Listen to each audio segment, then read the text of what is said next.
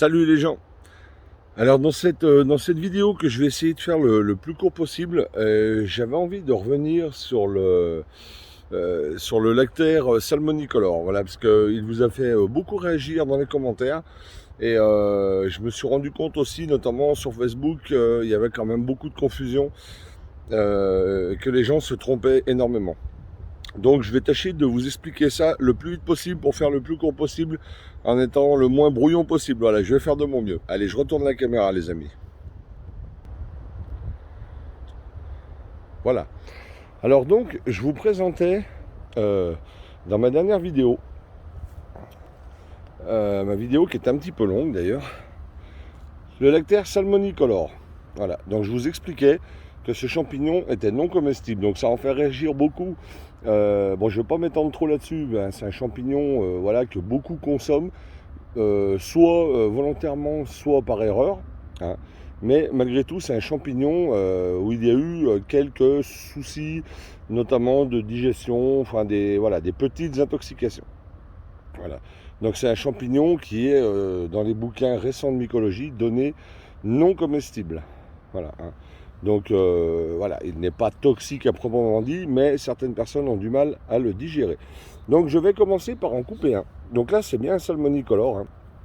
Donc j'ai pris un jaune et un moins jaune. Hein. Avant de le couper, donc je vais vous reparler des fossettes. Vous voyez sur le pied là, ces petites taches un peu plus foncées. On appelle ça les strobicules. Voilà, et communément des fossettes. Voilà. Donc présente sur le salmonicolor, là c'est un jeune exemplaire, donc on les voit forcément moins. Donc c'est un champignon qui ne verdit pas. Je vous l'ai montré dans ma dernière vidéo. Hein. Il ne verdit pas. Il a un lait orangé pas très abondant, hein, mais voilà, il ne verdit jamais. Donc c'est un champignon qu'on trouve exclusivement sous sapin.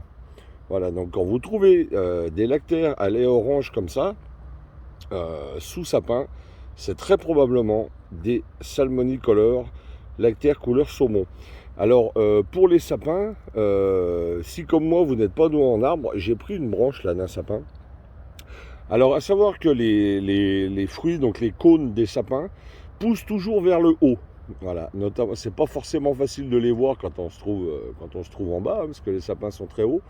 Donc les cônes poussent vers le haut, pointent vers le haut, alors que sous les épicéas, ils pointent vers le bas.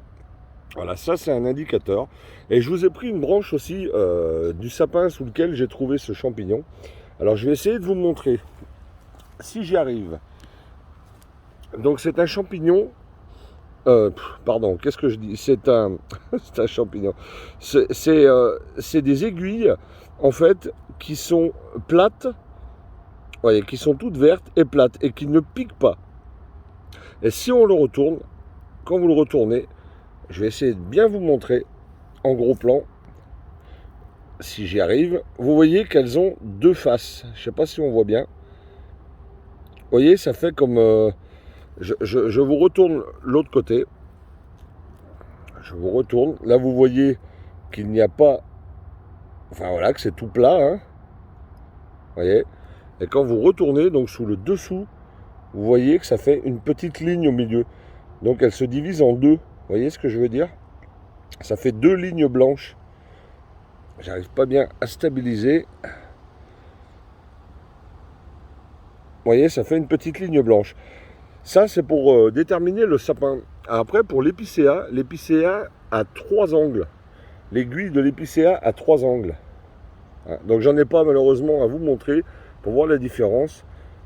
Mais vous voyez, ça, c'est une chose que vous pouvez aisément retrouver sur le net. Vous voyez, la petite ligne du centre divise l'aiguille en deux, en fait, en deux parties blanches. Donc, on est bien sous sapin. Donc, on est bien sur un lactaire salmonicolor. Voilà, donc sinon, le lactaire de l'épicéa, donc Lactarius deuterimus, ou son nom français lactaire détestable, est un comestible médiocre qui pousse uniquement sous épicéa. Hein, on l'appelle aussi le lactaire de l'épicéa, tout simplement. Alors c'est un champignon qui, normalement, le plus souvent, n'aura pas de fossettes n'aura pas ces strobicules là comme ça. Voilà, il aura un pied carotte. Et si vous le coupez, le chapeau va verdir, alors pas sur le pied, hein, le pied va verdir mais en plusieurs heures, hein, donc vous ne le verrez pas tout de suite. Par contre, vous aurez un verdissement ou à la blessure sur la partie du chapeau ou sur les lames. Hein, voilà, donc ça c'est pour le Deuterimus. Alors c'est un comestible moyen car il pousse donc avec des épicéas, donc il a souvent un goût de résine. Voilà, un peu amer, une certaine amertume. Voilà. Sinon, vous avez autrement le lactaire délicieux, Lactarius deliciosus, qui pousse principalement, c'est pas toujours exact, mais principalement sous les pins. Voilà, donc les pins, c'est encore un autre arbre que moi je n'ai pas beaucoup dans ma région. Hein, c'est un champignon qui pousse beaucoup dans le sud. Lui, il va avoir un lait couleur carotte et qui va verdir aussi. Et pour terminer, vous avez le lactaire sanguin, Lactarius sanguifluus, qui lui va avoir, pareil, il va très vite verdir et il va avoir un lait très rouge, très vineux. Vous voyez, vraiment plus qui tire du côté marron, enfin rouge sang, hein, d'où son nom, le sanguin. Voilà. Et il va avoir aussi des. Attendez, là. Il va avoir aussi des strobicules, comme ça, des fossettes qui vont être plus rouge foncé, plus prononcées. Donc qui lui est un très bon comestible, mais qui pousse principalement dans les Pyrénées-Orientales. Voilà, ce sont des champignons du sud. Voilà les amis. Donc j'espère que ça aura été assez clair pour vous. Je vais retourner la caméra.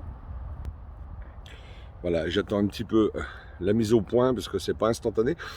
Voilà, donc j'espère que ça aurait été très clair pour vous. Alors encore une fois, hein, moi voilà, hein, je suis pas là pour critiquer ceux qui mangent, ceux qui ne mangent pas. Moi je retranscris tout simplement ce que j'apprends. Hein, moi j'invente rien. Moi pour vous dire, ces lactaires, que ce soit n'importe lequel des quatre, je n'en ai jamais goûté. Voilà, donc pourquoi pas un jour, mais en tout cas, pour le moment, ce n'est pas le cas. Donc voilà, je vous résume. Hein. Lactaire salmonicolor, le lactaire couleur saumon non comestible, uniquement sous sapin. Le Lactarius deuterimus, lactaire détestable, comestible moyen à médiocre, uniquement sous épicéa. Et Lactarius deliciosus et sanguifluus, majoritairement sous pain. Voilà, vous pouvez en trouver sous d'autres résineux, mais majoritairement sous pain. Voilà les amis. Je pense que je vous ai à peu près tout dit. Hein, voilà, donc retenez pour le sapin les aiguilles qui poussent vers le haut ainsi que les cônes, alors que sous épicéa, elles poussent vers le bas. Le sapin ne pique pas, l'épicéa pique. L'aiguille du sapin a deux faces quand vous la retournez hein, à l'envers, à deux faces, deux petites faces, alors que l'aiguille de l'épicéa a trois faces. Voilà, j'espère que ça n'a pas été trop brouillon. N'hésitez pas si vous avez des questions en commentaire les amis. Allez, je ne fais pas plus long. À très bientôt. Ciao, bye bye.